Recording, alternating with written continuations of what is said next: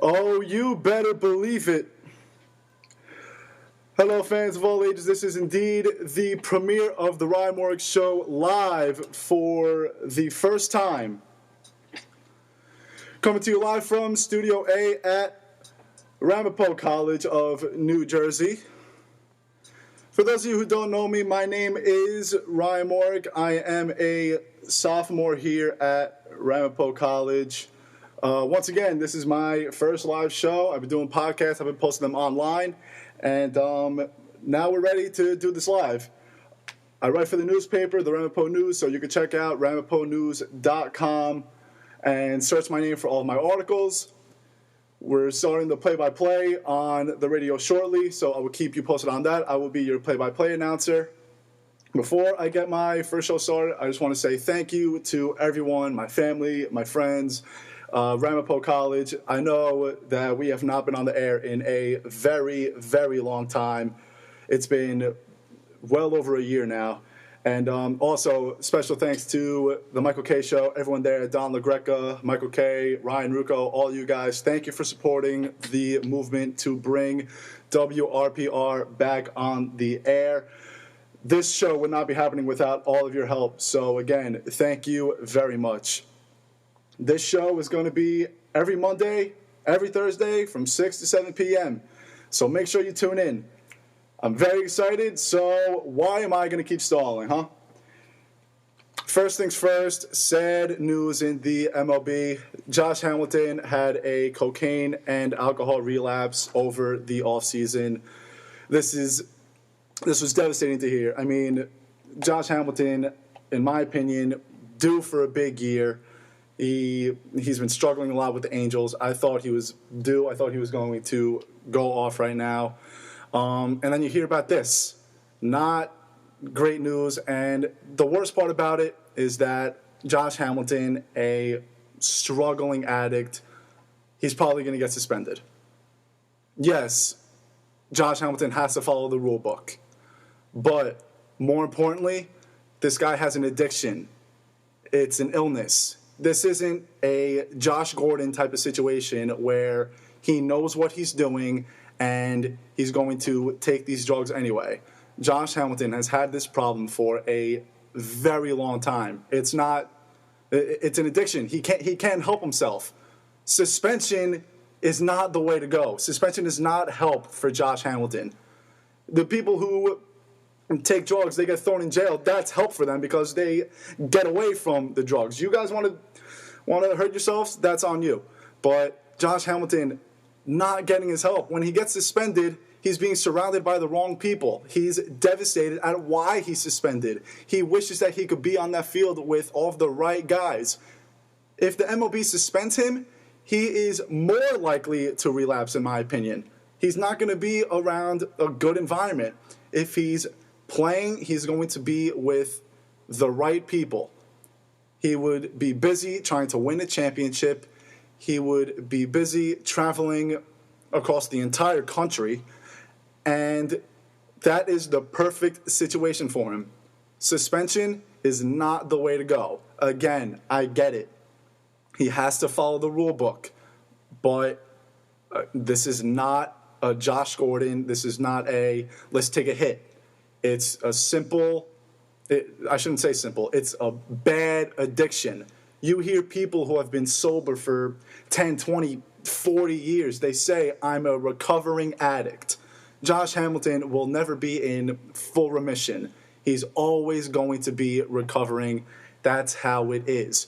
You don't have an addiction and fully get over it. It happens to absolutely no one. And it is not going to Josh Hamilton. Especially, it's not going to happen to Josh Hamilton, especially if he's suspended. The MLB is going to do what they have to do, and it's sadly to suspend him because there is a whole big drug agreement, but it's not the right situation this time. He is an addict. He is sick. He needs help. Suspension is not help. The New York Yankees held their first full squad workout today, and I got to be honest with you, as a Yankee fan, I am a huge sucker for players' optimism. I hear about all these guys reporting healthy. Teixeira apparently has gained 15 pounds of muscle. He is down to 5% body fat. He said that he could play 5 more years in his current health. That's what Yankee fans are begging for. They are begging for this guy to just be healthy for more than 10 games. Last year, he said about a week ago that he felt like absolute garbage, and he played like absolute garbage also. The guy batted, what, 215? He said that he wants to be a 30, 100 guy again.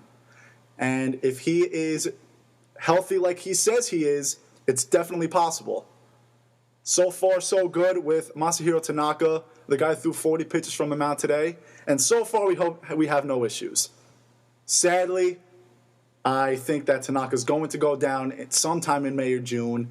I think that you have a torn ligament, and it's not going to go away unless you have surgery. Try to rip a piece of paper a little bit, and let me know when you put it back together. It's impossible. You can't do it. But, again, Rothschild has said he felt good. Tanaka's saying he feels good. We just have to hope and pray that this health we just have to hope that this health continues through the season, through his tenure with the Yankees, because this is important. Tanaka is the Yankees' main guy. He is their ace without a doubt. He's healthy, one of the best pitchers in the league. He could have won a Cy Young last year if he stayed healthy. He was throwing splitters also today, which I'm not a big fan of, but if he's saying he's healthy, if Rothschild is saying that he feels good, then so be it. Same goes for CeCe. Same goes for Michael Pineda. I haven't heard much on Carlos Beltran, but when you hear good things about CeCe Pineda, CeCe, Tanaka, Pineda, those are your 3 question marks right there. We have to hope that they stay healthy. And CeCe, he hasn't thrown in a long time. His knee was bothering him, so we have to watch out for the knee. And since he wasn't able to throw, he didn't throw, simply. So you have to watch out for his arm also. And he's getting up there. He's 34 this year. Michael Pineda, he's a question mark every year, it seems like. But again, people are saying that he feels good. I'm going to believe it until they crash and burn. I'm hearing A-Rod has been working extremely hard, and especially in that ESPN magazine article. Great read. I urge you, read that article. It was awesome. Long read, but it was definitely worth the time, worth the read. Great article. Check it out. I'm seeing on Twitter from Brian Hoach, from Sweeney Murdy, from all these guys, A-Rod is hitting bombs at Steinbrenner Field. How can you not love that? Isn't that awesome?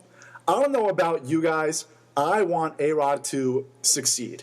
I want A-Rod to play as well as he possibly can. I want A-Rod to be a 30-100 guy. Probably not going to happen, but how awesome would it be if A-Rod just goes out there, tears it apart? You guys want A-Rod to fail? I get it. He sued basically everyone because he lied. I get it. A-Rod is a little weird up in the head, and he is not the guy you want to tell your kids about, to emulate, to play like, and so on and so forth. But let's say we're at game 162 right now, or game 7. 2 outs, bottom of the 9th. You need a hit, you win. If you don't get a hit, you lose. A-Rod's up. What do you want? Sorry, Yankee fans, I'm taking the W. I don't care who's up. I don't like A-Rod. I can't stand the guy. I will never. I'm not going to say I won't forgive him, but what he did was absolutely disgraceful to baseball, to the Yankees, to the doctors, to the Players Association, to the commissioner, to everybody he ever threw under the bus. Nothing that he says, not even his cursive apology, will ever. It will never make up for his time. It will never make up for what he did. But as a Yankee fan, I root for every single player on the Yankees to do well. I can't stand when people boo a player because they are playing poorly. They do not want to try and play poorly. They are giving 100% each and every day. I want to see you guys try to hit a 95-mile-an-hour fastball and let me know how easy it is. It is not an easy thing to do. A-Rod, I hope you have a great year. I'm hoping for 270, maybe 15 and 75, something like that. That'll be a miracle. But he's saying he's healthy, and of all people, Barry Bonds is giving him really good hitting tips, apparently. So, I mean, we have to wait and see. He's been bombarded with questions. He even got asked if he's still on PEDs, which I think is great. And I think A-Rod is a little scared because he doesn't want to get booed out of his own ballpark. I think that everything that he has said is right. He said that patience is key. He hasn't seen live pitching since September of 2013. The first time he sees live pitching is going to be at spring training. That's going to be a year and a half. It is not easy to hit a ball far. It's not easy. You need a lot of practice. You need weeks and weeks. He said it's going to take about 3 to 4 weeks, and I believe him. We have to wait and see. I'm hoping he does well. Yankee fans, I get it. You don't like the guy. But last year, we gave respect to Derek Jeter. This year, we have to forgive Alex Rodriguez. What he did was terrible. But what he did off the field is not comparable to what he could potentially do on the field. If you know Alex Rodriguez, you know that that guy loves the game of baseball. He goes all out every game. He has worked hard, even throughout his suspension. He has been working nonstop to get back in tip-top shape and play hard for the New York Yankees. He wants another title. One is not enough for this guy. He wants to do everything he can to get the Yankees in the Fall Classic and win them their 28th title. What is so bad about that? How can you not like that? Is it a crime to play hard? Is it a crime to... We praised Robinson Cano. The guy would walk to first base whenever there was a quote-unquote sure out. A-Rod is hustling down the line every play. If A-Rod does that, as long as A-Rod gives 100%, I'm not going to boo him in my own ballpark. You guys want to boo A-Rod? Go ahead. But I don't want to see you celebrating when the Yankees are winning games because of him. More sad news. This time we're going on to the hardwood floor. I think Tuesday the news broke that Derrick Rose tore his meniscus again. As soon as I got this update, I couldn't help but think if the guy's going to retire. This guy is heading down, what's his name? Brandon Roy, I think his name is. He played for Milwaukee, if I remember correctly. This guy's headed right down his lane. He's, 26, 27? I thought that this season was the season he was going to stay. He looked pretty good every time he played. He looked a little scared, but for the most part, he looked healthy. Every time he returned to games, he came back even stronger, which is unbelievable. The first time he tore his meniscus, he said that he increased his vertical jump by 5 inches. Do you know how much that is for a vertical? That is a lot. If I increase my vert by 5 inches, I would love my life. I wish I could understand why this happens to Derrick Rose. I've never seen this before except Terrell Thomas. The guy tore the same ACL 3 times, and he had to retire. He's 29, 30 years old. This is terrible news for the NBA because Derrick Rose is not some guy. The guy's a superstar. When he's on the court, he's a superstar. He is a great player. He's explosive. He's one of the most exciting players to watch when he's healthy.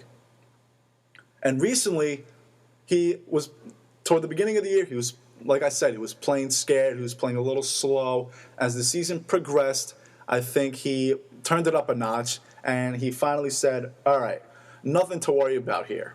I'm going to go all out. I'm going to play the game hard. I'm going to play the game that I love to play. And it's sad. I mean, I think the Bulls will be just fine without Derrick Rose. I think their championship thoughts are out the window. I think they can possibly still make it to the Eastern Conference Finals, especially in a weak East. But they have a lot to worry about. The Atlanta Hawks are obviously hot. You have the Toronto Raptors. You have the Washington Wizards. And again, with no Derrick Rose, that's trouble. Their only hope is Jimmy Butler and Pau Gasol. That's really it. If Derrick Rose stayed healthy, if he never got hurt, they would be in a really good situation. But Derrick Rose, for some weird reason, and I don't get why the guy can't stay healthy. It's sad to see any pro athlete go down. When Paul George broke his leg, it was awful. Every time when Kevin Durant got hurt, it was awful. It's sad to see star athletes get hurt. But it's really sad to see star athletes get hurt over and over and over. Especially when you think that they are 100%. You don't see this often from a 26-year-old point guard. Kobe, you see it in him because the guy's been playing in the league for almost 20 years. The guy's, 37, 38 years old. It's tough, and he's made the playoffs in practically every year. So he's almost had to play probably over 95 games a season when you think about it. That's why that guy is getting hurt over and over and over again. But Derrick Rose, the guy can't play a full year. And what's weird is that it's the same injury. I get that when you tear something, you are more likely to hurt it again. But, for example, Derek Jeter, when he broke his ankle in the ALCS of 2012 against the Tigers. He broke his ankle. The rehab for it was about 4 to 5 months. Next injury wasn't his ankle. I think it was his quad or calf or foot, something like that. The ankle was completely healthy. But he spent so much time working on the ankle that everything else was weak. So when you spend so much time rehabbing one injury, you focus on that injury.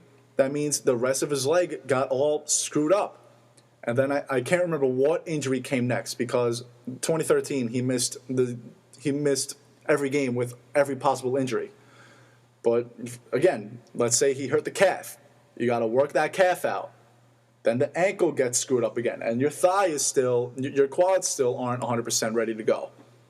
So you heal the calf, and then something else breaks, and then you got to go through the whole cycle again.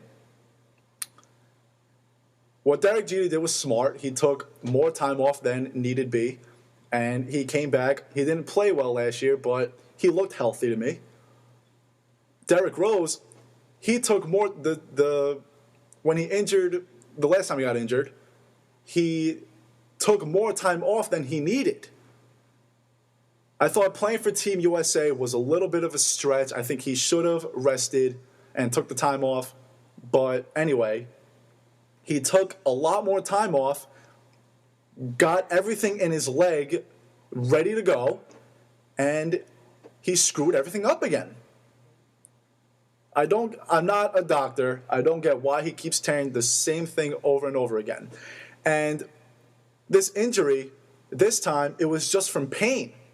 It wasn't from, I haven't watched the Bulls in a little while, but to my knowledge, he didn't tear it playing a game. He didn't tear it at practice. I heard he just walked in with knee pain, and they said, all right, we're going to give you an MRI. And the worst case scenario happened, tore his meniscus, and likely out for the year.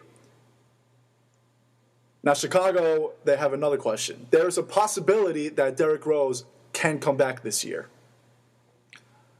If Derrick Rose comes back and you assume that he's healthy, assume, keyword, the Bulls championship contention rises a lot.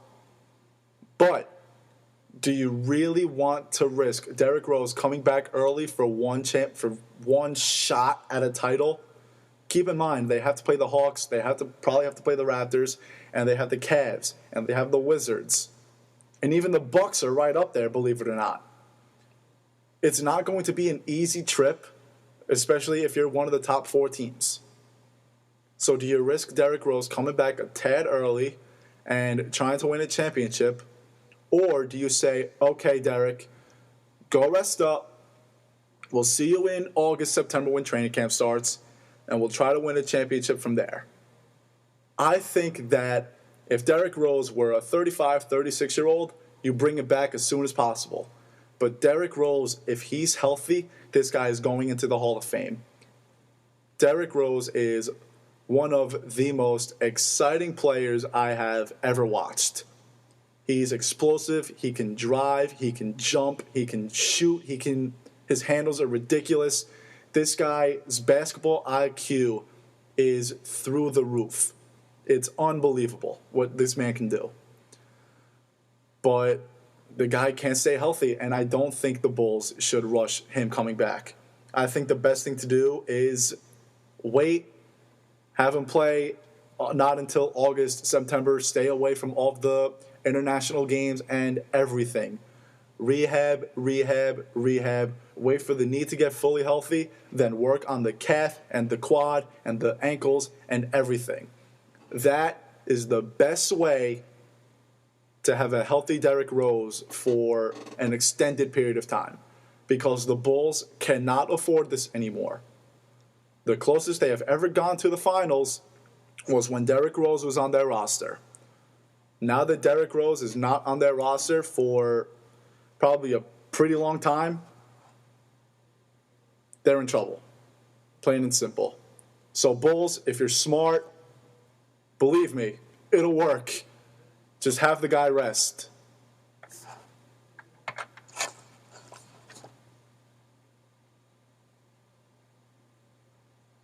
All right, really quickly, we're just going to go through a couple of updates. Ramapo Sports indoor track and field and jack championships are underway at the Armory in the Bronx. Ramapo is one of 9 teams to try and take the crown. The men's tennis team is taking on Yeshiva University tonight at 8 o'clock at the Binghamton Racquetball Club in Edgewater, New Jersey. This is their first match since October. Yes, tennis is, believe it or not, a year-long thing. They are 2-0 right now, trying to make it 3-0 against Yeshiva. The baseball team left for Fayetteville, North Carolina today, hoping they see J. Cole at his house, 2014 Forest Hills Drive. They'll play 4 games in 3 days, 1 against the University of Pittsburgh at Greensburg. They'll play 2 against the St. Joseph's College of Maine, and they'll play 1 against Frostburg State University.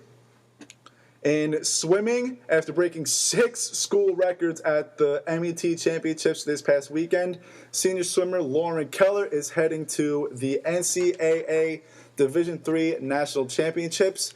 They will start on March 18th to the 21st in Shenandoah, Texas. She will be racing in the 50-yard, 100-yard, and 200-yard flies. Ramapo finished in 6th place in the METs in New Brunswick. Professional sports updates. Yankees had their first full workout today. Masahiro Tanaka throwing 40 pitches from a mound. Larry Rothschild said he looked fine. Tanaka said that the ball was coming out of his hand quite nicely. The New York Mets announced that pitcher Matt Harvey, after returning from Tommy John surgery, he will face batters on March 6th against the Detroit Tigers.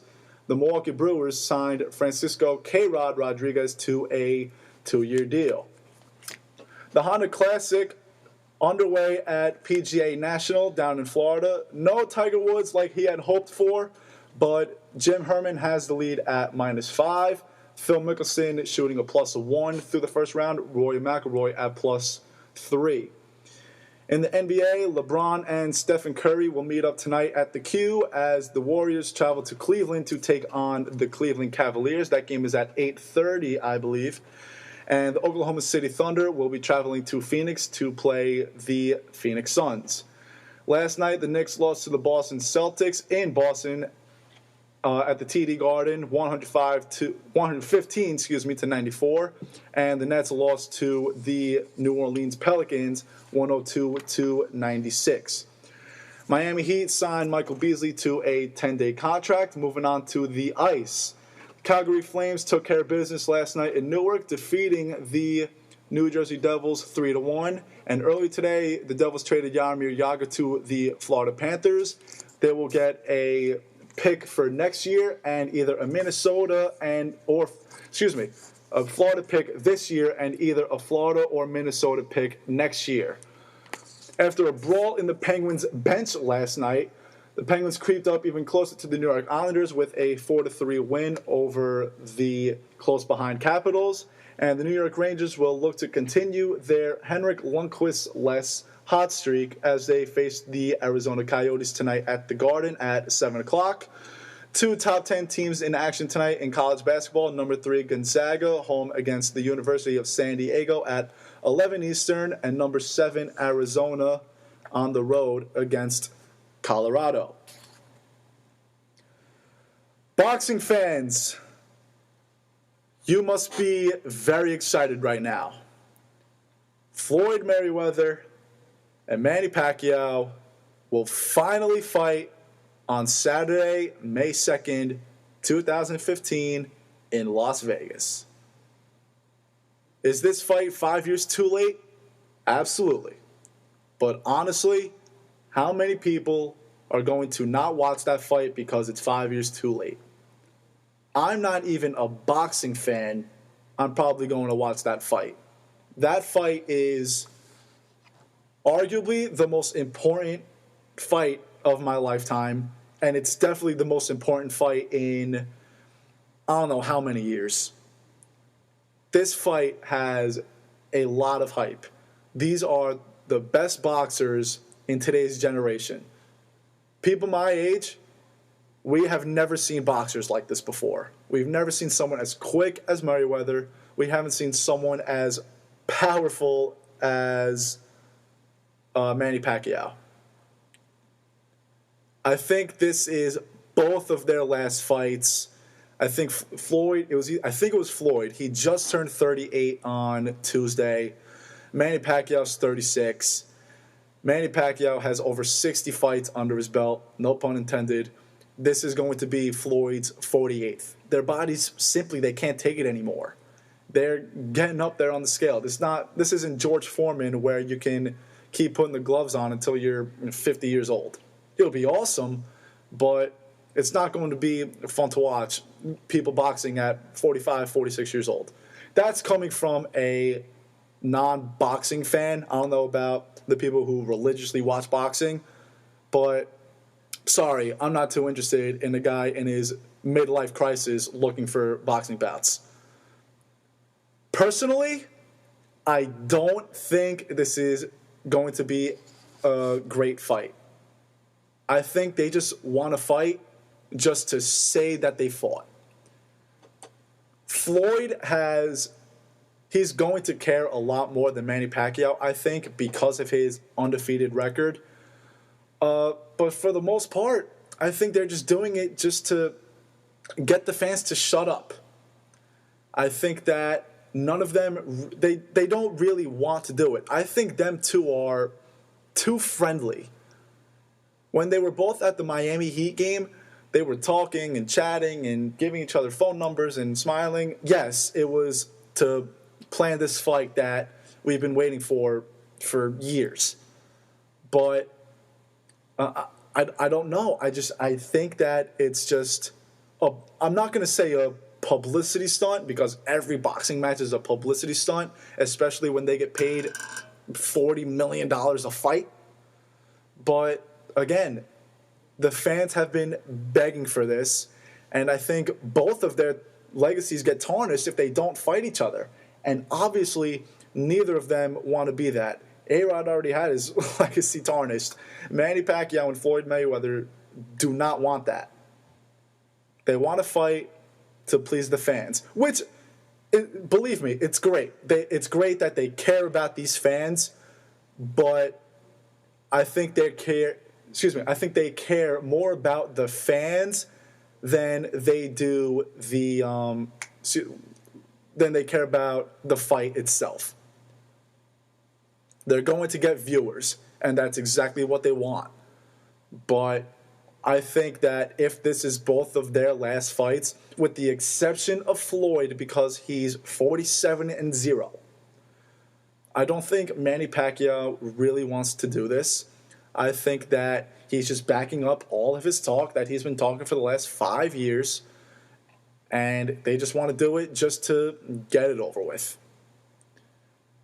That's not going to stop me, whether I have an opinion or not. I'm more than likely going to watch this fight.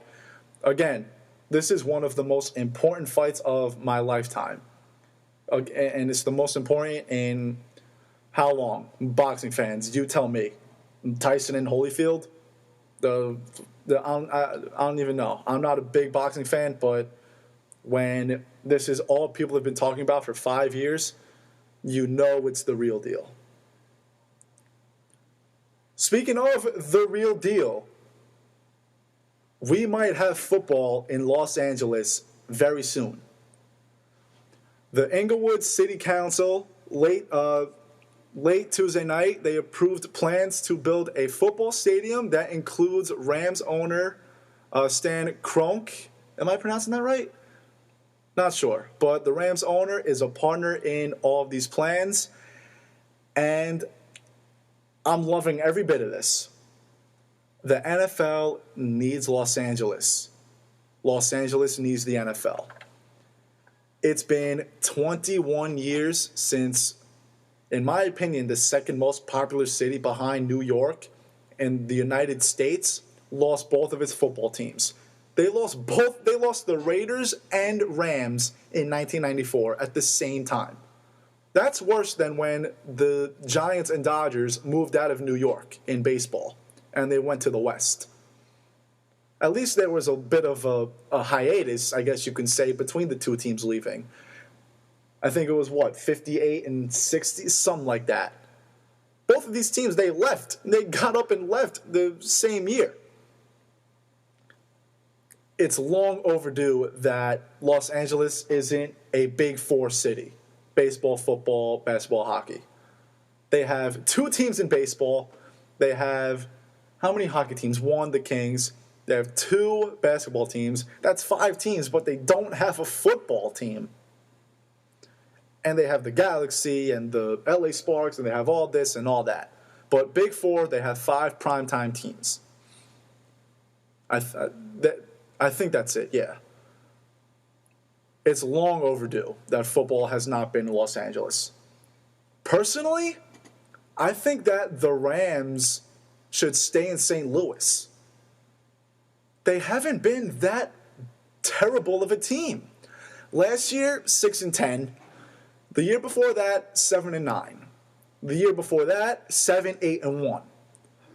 The reason why they haven't made the playoffs, yes, they finished under 500 in their last, I don't know how many years, but keep in mind, that division is stacked. They have the Cardinals, they have the Seahawks, who have been in back-to-back Super Bowls, and they have the 49ers. St. Louis has every sport but basketball.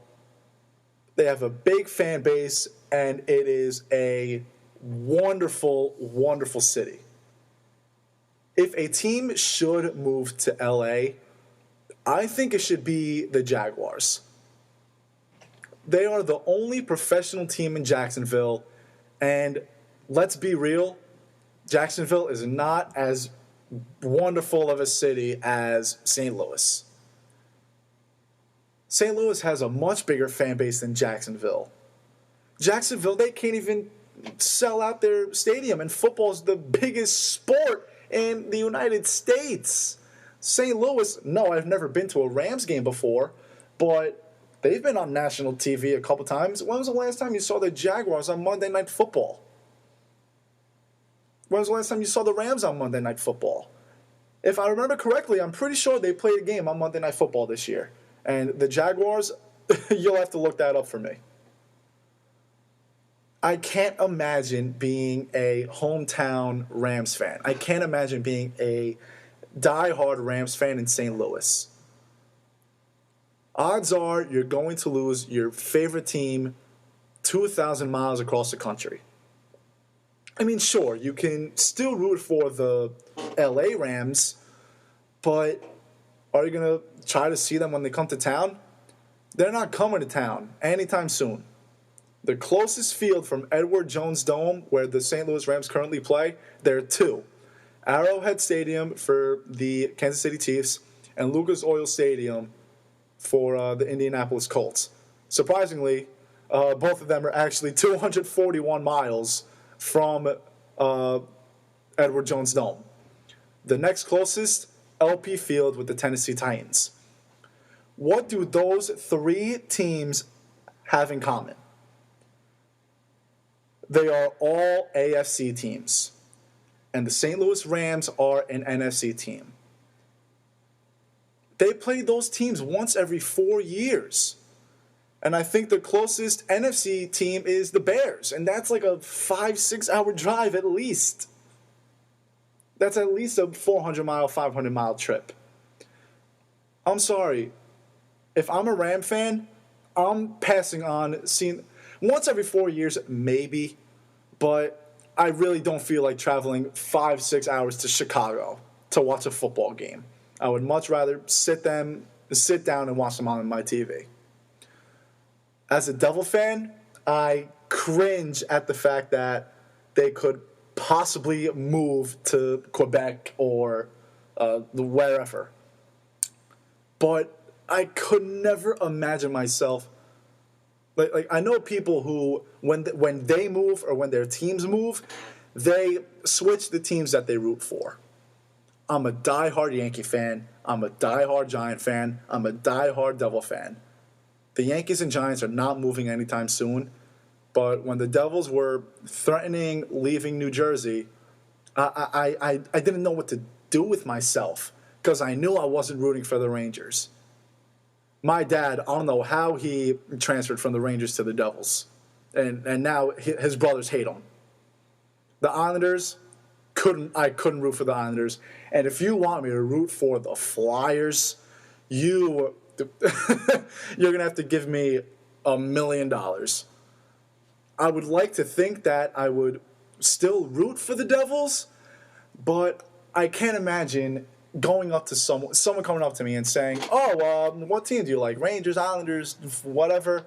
Say, yeah, I'm a Quebec Devil fan. I like the New York Yankees, I like the New York Giants, and I like the Quebec Devils. We have to assume that most St. Louis Rams fans that live in the St. Louis area are probably Cardinal fans or Royal fans, and they're probably Blues fans. But can you imagine them saying, yeah, I love the Cardinals, but I also love the LA Rams? And I don't think you're going to see a Ram fan start rooting for the Seahawks or someone in their quote-unquote division, even though St. Louis is in Missouri and the three NFC West teams are out in California and the coast. Like when the Atlanta Thrashers, they did not have a big fan base at all. Hockey just needs to get out of the South. But there were some Atlanta Thrashers fans. When they moved to Winnipeg to become the Winnipeg Jets again for the first time since, 96, I think it was?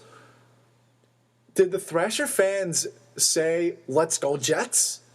Or did they say, okay, let's forget about hockey, we'll move on to the Hawks, we'll move on to the Braves, and so on and so forth? I don't know what I would do. If you're a Ram fan, I would be devastated. And what bothers me is that people in LA, if you don't have a favorite football team and you live in the Los Angeles area, you are probably going to root for the LA Rams if they move, or whatever team moves to LA, whether it be the Chargers, the Raiders, the Rams, or the Jaguars.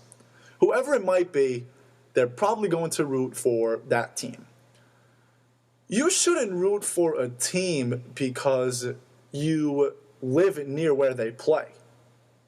It's ironic that I'm saying this and I'm a New York Yankee fan, I'm a New Jersey Devil fan, I'm a New York Giant fan, and I've lived in the tri-state area for 16 of my 19 years. I lived in Florida for a couple years. But when I lived in Florida, I wasn't rooting for the Lightning or the Bucks or the Rays. I rooted for the Lightning when they were in the Stanley Cup, but that was it. I wasn't a Magic fan. I never really was a big basketball fan, but I couldn't imagine myself changing teams. If I were still living in Florida today, there is no doubt in my mind that I would continue to be a Yankee fan. I would continue to be a Giant fan. I would continue to be a Devil fan. When those three teams came into town, I drove to Tropicana Field, wonderful stadium, by the way. I drove to St. Pete Times Forum, which is an awesome arena, and Tampa Bay. I know I said before that hockey should get out of the South, but Tampa Bay Lightning fans, stay strong. You guys are awesome. You guys have one of the best fan bases in the NHL. But I couldn't.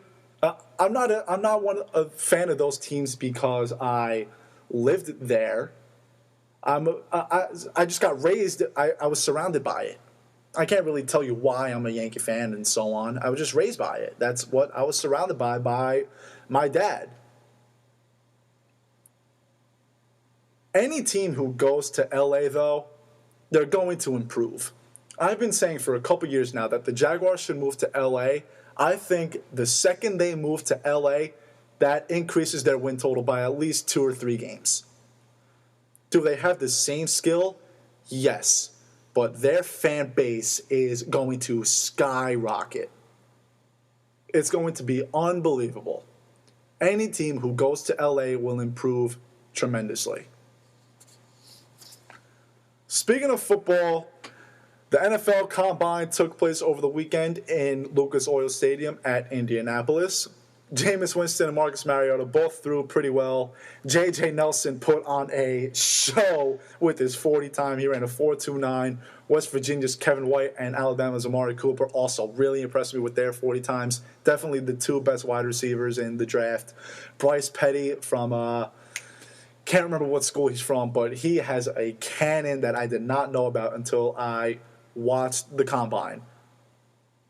But does the Combine even matter? The NFL Combine is the most overrated event I think in sports. Most mock drafts change so much because of the Combine. What if someone just had a bad day? They can run a 4.1, they can run a 4.2. Good for them. Can they play football? Can they catch a ball? Can they make a tackle? Can they get through the trenches? Can they scramble out of the pocket? Why do people care so much about one weekend? And the same goes for pro day. What if a guy is sick and they don't know what to do? They show up anyway to try to impress people, and then they underperform because they're sick. Tom Brady has his bad days. Peyton Manning has his bad days. Excuse me. Aaron Rodgers has his bad days. Everybody has their bad days. If Tom Brady goes out and throws 4 interceptions, do you still want him on your team as your quarterback? Yes, please. I'm taking Tom Brady any day of the week, whether he throws 16 interceptions in one game or 0. If the Combine mattered that much as people say it does, J.J. Nelson should be the first overall pick. The guy ran a 4.29. He blazed people. You know what the Combine should do? They should give the players pads. They go out there and they wear outfits like they're swimming in the 200 fly in the Olympics. They're wearing these endurance uniforms. Can they run a 4-2 with pads on through the trenches in front of 80,000 screaming people? If you can do that, then you're a freak athlete. But, I mean, and this is why I hate Johnny Manziel. But when Johnny Manziel wore pads to his pro day last year, I was a big fan of it. Because you don't see people do that very often. Wearing pads shows true skill level. Wearing pads is, you don't go out on the football field and not wear pads. It just doesn't happen. The NFL Combine, they wear nothing. They wear literally nothing. And that's why they perform so well. And again, mock drafts.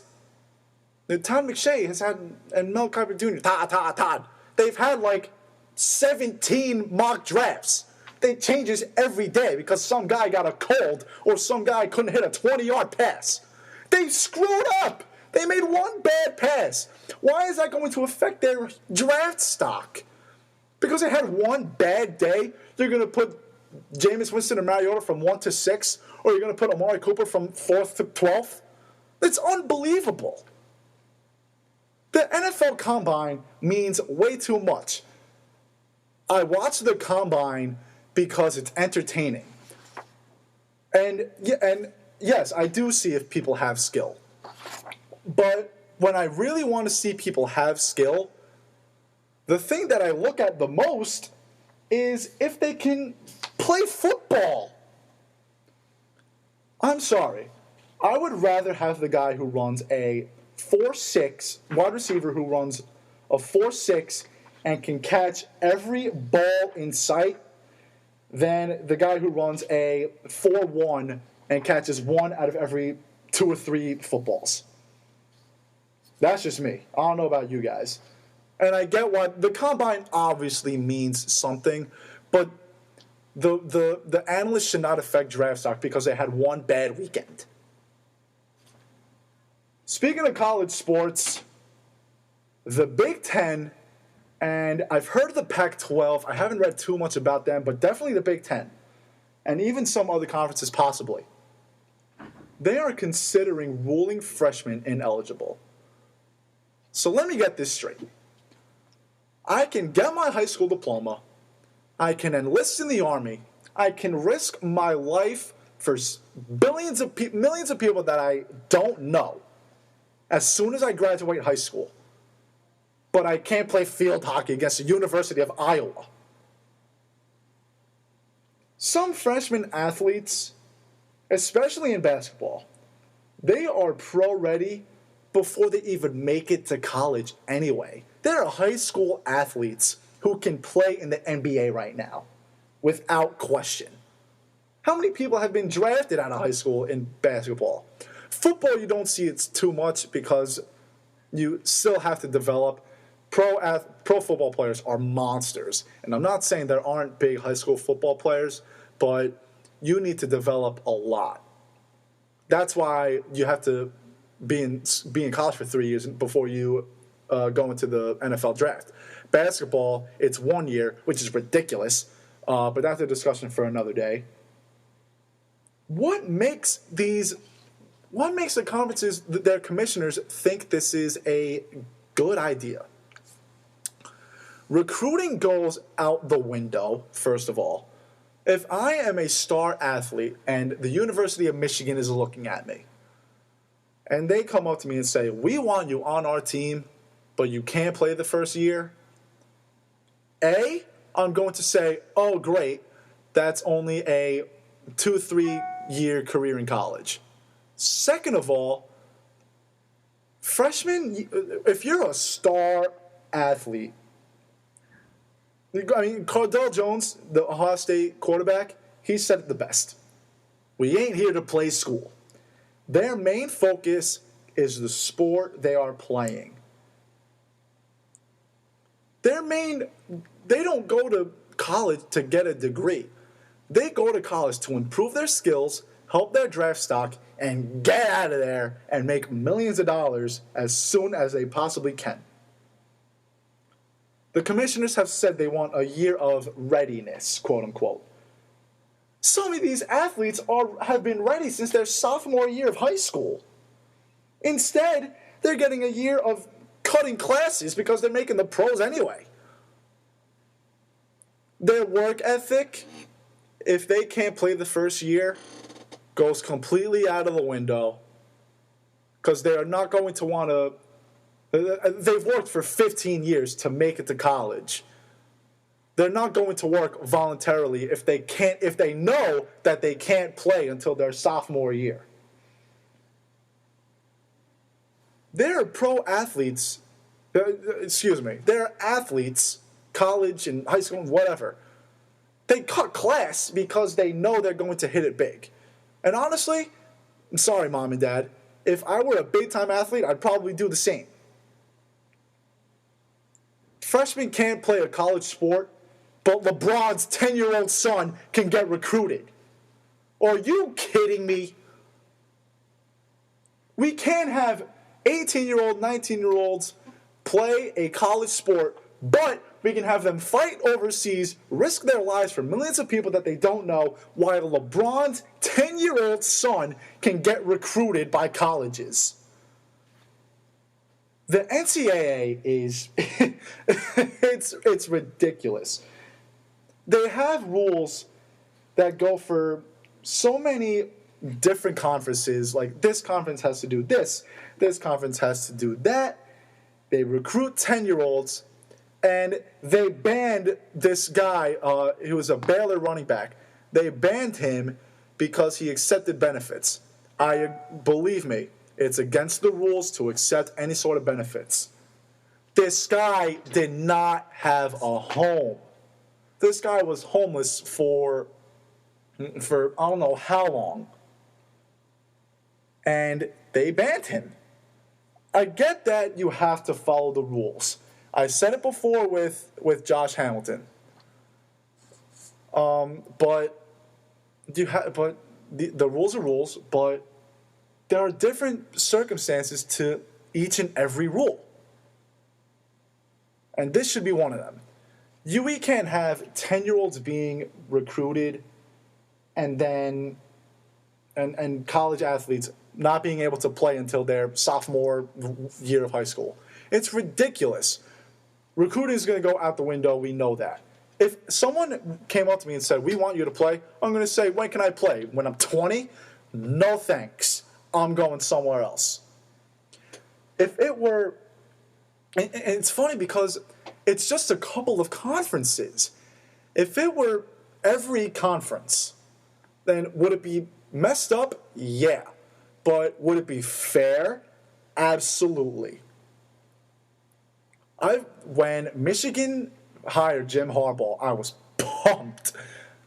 But now that freshmen can't play, recruiting is going to go out the window. The bad players are going to come to Michigan. And the good players, what's the guy's name? Jabril Peppers. If this rule happened a couple years ago, Jabril Peppers, even though he got hurt, he wouldn't be able to play until his sophomore year. He probably would have went to another conference. He would have went to the Big East or whoever. He probably would have went down south to the SEC, who's a powerhouse in college football. It would be fair if the SEC banned freshmen. I can't believe I just said freshmen. I never screwed that one up. If the SEC didn't have freshman eligibility, they would actually be they would be solid.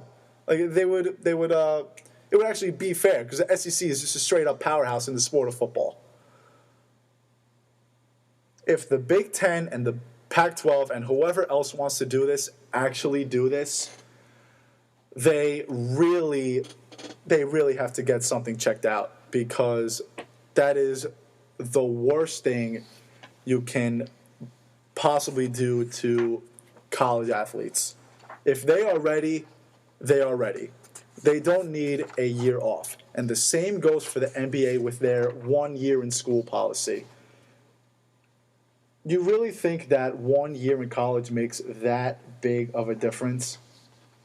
Absolutely not. There's no way. They are ready for the big time. Trust me. So Big Ten, trust me. And Michigan, listen to me, please, because I don't want you guys to start losing a ton of games like you already have been. Don't do this. Let the kids play. It's only fair. We have people fighting wars at 18, but we can't play volleyball or football or we love the thing that we love to do and the thing that we've been doing, the thing that seems normal for us. Normalcy for athletes is to play the sport that they love. To be held back of that because of a stupid rule, it's unbelievable, it's unfair.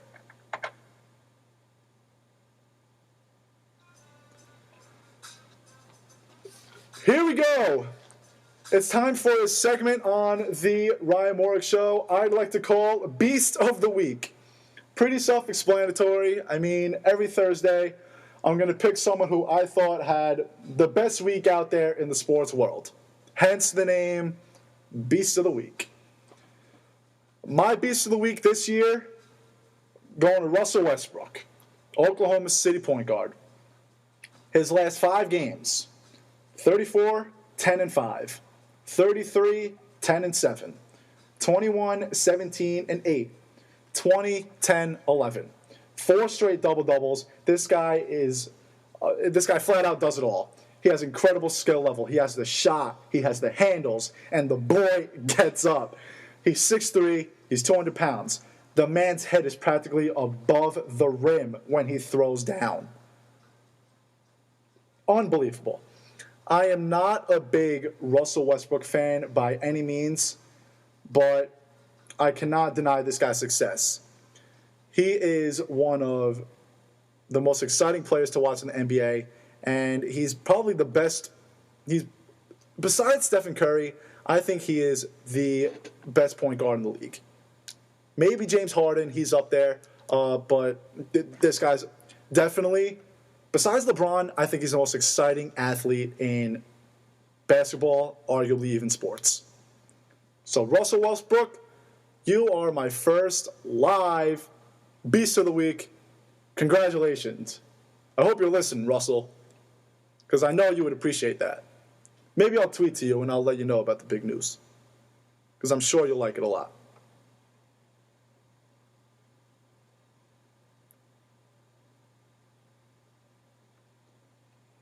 Excuse me.